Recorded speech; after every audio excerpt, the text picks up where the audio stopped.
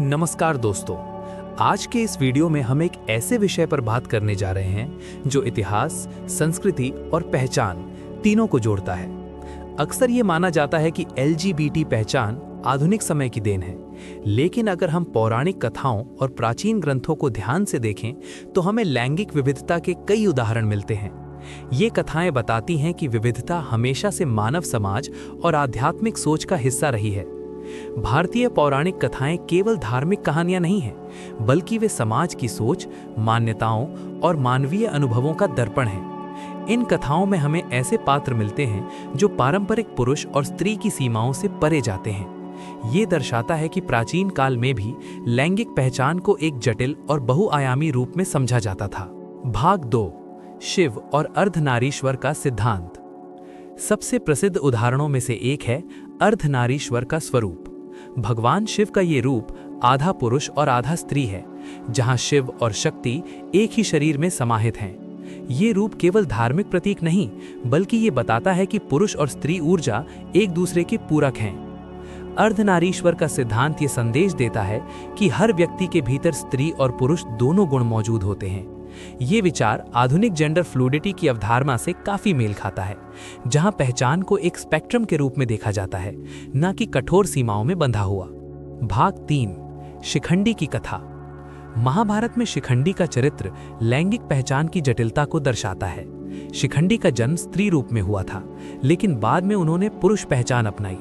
भीष्म के पतन में शिखंडी की महत्वपूर्ण भूमिका रही। ये कथा केवल युद्ध की कहानी नहीं है, बल्कि ये पहचान, पुनर्जन्म और सामाजिक स्वीकृति के प्रश्न भी उठाती है। शिखंडी का चरित्र ये दर्शाता है कि व्यक्ति की पहचान उसके जन्म से तय नहीं होती, बल्कि उसके अनुभव और आत्मबोध से बनती है। भाग 4, बृहन्नला, अर्जुन का रूपांतरण। महाभारत में ही अर्जुन ने 1 वर्ष तक बृहन्नला के रूप में जीवन बिताया। इस दौरान उन्होंने नृत्य और संगीत सिखाया और स्त्री रूप में समाज का हिस्सा बने। ये प्रसंग दर्शाता है कि एक महान योद्धा भी अपनी पहचान के अलग अलग पहलुओं को स्वीकार कर सकता है। बृहन्नला की कथा हमें सिखाती है कि शक्ति केवल शारीरिक नहीं, बल्कि भावनात्मक और कलात्मक भी होती है। भाग 5, विष्णु का मोहिनी अवतार। भगवान विष्णु का मोहिनी अवतार एक और महत्वपूर्ण उदाहरण है। मोहिनी एक स्त्री रूप है जिसे विष्णु ने देवताओं की रक्षा के लिए धारण किया। इस कथा में जेंडर परिवर्तन को एक दिव्य शक्ति के रूप में प्रस्तुत किया गया है। ये दर्शाता है कि देवत्व किसी एक निश्चित लैंगिक रूप तक सीमित नहीं है, बल्कि वो परिस्थितियों के अनुसार बदल सकता है। भाग 6, इल या सुद्युम्न की कथा। पुराणों में इल या सुद्युम्न की कहानी मिलती है, जो कभी पुरुष तो कभी स्त्री बन जाते थे। उनके जीवन में ये परिवर्तन बार बार होता रहा। ये कथा जेंडर फ्लूइडिटी का एक प्राचीन उदाहरण है। इसमें दिखाया गया है कि पहचान स्थिर नहीं होती, बल्कि समय और अनुभव के साथ बदल सकती है। भाग 7, किन्नर समुदाय और पौराणिक संदर्भ।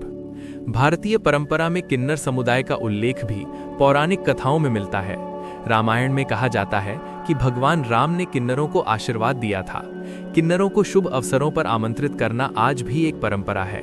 ये दर्शाता है कि समाज में उनका एक सम्मानित स्थान रहा है, जिसकी जड़ें पौराणिक विश्वासों में हैं। भाग 8, पौराणिक कथाओं का सामाजिक संदेश। इन सभी कथाओं का एक साझा संदेश है, स्वीकार्यता और विविधता। पौराणिक ग्रंथ हमें सिखाते हैं कि समाज में हर प्रकार की पहचान का सम्मान होना चाहिए। जब हम इन कहानियों को आधुनिक दृष्टिकोण से देखते हैं, तो हमें समझ आता है कि विविधता कोई नई चीज नहीं, बल्कि हमारी सांस्कृतिक विरासत का हिस्सा है। भाग 9, आधुनिक समाज और प्राचीन सीख। आज के समय में LGBT अधिकारों पर बहुत चर्चा होती है। ऐसे में पौराणिक कथाएं हमें ये याद दिलाती हैं कि समावेशिता हमारी परंपरा में पहले से मौजूद है। इन कथाओं से प्रेरणा लेकर हम एक ऐसा समाज बना सकते हैं जहां हर व्यक्ति अपनी पहचान के साथ सम्मान पूर्वक जी सके। भाग 10, परंपरा और भविष्य का संगम। अंत में LGBT और पौराणिक कथाओं का अध्ययन हमें ये समझने में मदद करता है कि पहचान और विविधता मानव अनुभव का स्वाभाविक हिस्सा है। हमारी पौराणिक विरासत हमें सहिष्णुता, समझ और स्वीकार्यता का संदेश देती है। अगर हम इन मूल्यों को अपनाएं, तो हम एक अधिक समावेशी और संवेदनशील समाज की ओर बढ़ सकते हैं। धन्यवाद। अगर आपको ये वीडियो पसंद आया हो तो लाइक, शेयर और सब्सक्राइब जरूर करें।